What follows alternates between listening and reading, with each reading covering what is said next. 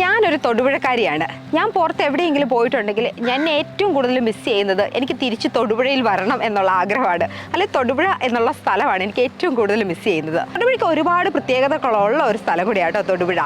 തൊടുപുഴ ഏറ്റവും വലിയ പ്രത്യേകത എന്ന് പറയുന്നത് നമ്മുടെ കേരളത്തിന്റെ ഹോളിവുഡ് എന്നാണ് തൊടുപുഴ അറിയപ്പെടുന്നത് തന്നെ. പ്രേം നസീറിന്റെ കാലം തൊട്ട് ഇവിടെ സിനിമകൾ പിടിക്കുന്നുണ്ടെന്നാണ് പറയുന്നത്. തൊടുപുഴ നഗരത്തിന്റെ മധ്യത്തിൽ കൂടെയാണ് തൊടുപുഴ ആറ് ഒഴുകുന്നത്. പുഴ തൊട്ടൊഴുകുന്ന നാട് എന്ന പ്രത്യേകതയിലാണ് തൊടുപുഴയ്ക്ക് ഈ പേര് വന്നതെന്ന് പറയപ്പെടുന്നുണ്ട്. തൊടുപുഴ നഗര മധ്യത്തിൽ തന്നെ നമുക്ക് മറ്റൊരു പ്രത്യേകത എന്നൊക്കെ പറയാവുന്നത് നമ്മുടെ സ്വന്തം ഗാന്ധി അപ്പൂപ്പനാണ്. ഗാന്ധി സ്ക്വയർ തൊടുപുഴക്കാരുടെ ഹൃദയത്തോട് ചേർന്ന് കിടക്കുന്ന ഒരു സ്ഥലം എന്ന് തന്നെ വേണമെങ്കിൽ അതിനെ പറയാവുന്നതേ ഉള്ളൂ.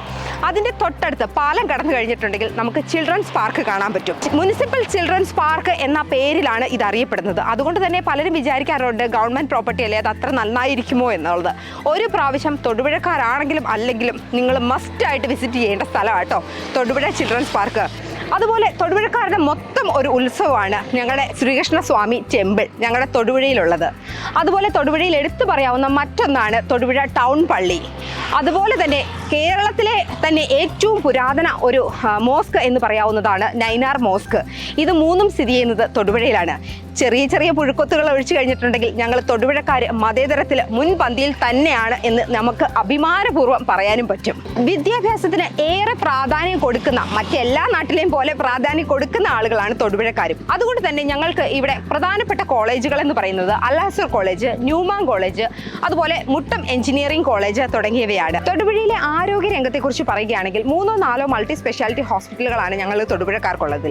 അതിൽ പ്രധാനമായിട്ടുള്ളത് സെന്റ് മേരീസ് ഹോസ്പിറ്റൽ, കരുണ ഹോസ്പിറ്റൽ, ബേബി മെമ്മോറിയൽ ഹോസ്പിറ്റൽ തുടങ്ങിയവയാണ്.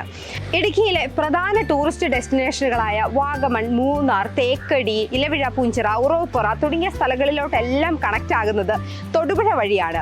അവിടെ തന്നെയാണ് തൊടുപുഴയിലെ ബൈപ്പാസുകളുടെ പ്രസക്തി വരുന്നത്. തൊടുപുഴയിലെ ബൈപ്പാസുകൾ ഏകദേശം 8 എണ്ണമാണ് നമുക്ക് വരുന്നത്. അതുപോലെ തന്നെ തൊടുപുഴക്കാരുടെ ഏറ്റവും വലിയ മറ്റൊരു പ്രത്യേകത എന്ന് പറഞ്ഞാൽ ഞങ്ങൾ ജനപ്രതിനിധികളെ തിരഞ്ഞെടുക്കുമ്പോൾ ഏറ്റവും അടിപൊളിയായിട്ട് തിരഞ്ഞെടുക്കത്തുള്ളൂ. അതുകൊണ്ട് തന്നെ ഞങ്ങളുടെ വികസന പ്രവർത്തനങ്ങൾ ഒരിക്കലും പിൻപോട്ട് പോയിട്ടില്ല എന്ന് ഞങ്ങൾക്ക് അഭിമാന പുരസ്കാരം തന്നെ പറയാൻ പറ്റും. തൊടുപുഴയുടെ വികസന പ്രവർത്തനങ്ങളിൽ എടുത്തു പറയേണ്ട ഒരു പേരെന്ന് പറയുന്നത് ശ്രീ PJ ജോസഫ് സാറിന്റെ പേര് തന്നെയാണ്. കാരണം എൻ്റെ ഓർമ്മ വെച്ച കാലം തൊട്ട് തൊടുപുഴയുടെ ജനപ്രതിനിധി അദ്ദേഹമാണ്. അപ്പം തൊടുപുഴയുടെ ഈ ഒരു വികസനം അല്ലെ തൊടുപുഴയെ തൊടുപുഴയാക്കിയതിൽ ഒരു വലിയ പങ്ക് അദ്ദേഹത്തിനും ഉണ്ട് എന്ന് പറഞ്ഞുകൊള്ളുന്നു. തൊടുപുഴ എന്ന് പറയുന്നത് ഇടുക്കിയുടെ ഒരു കവാടം എന്നറിയപ്പെടുന്ന സ്ഥലമാണ്. അതുകൊണ്ട് തന്നെ ഇടുക്കിയിലെ ഏറ്റവും വലിയ വാണിജ്യ വ്യാപാര കേന്ദ്രങ്ങളിൽ ഒന്നാണ്.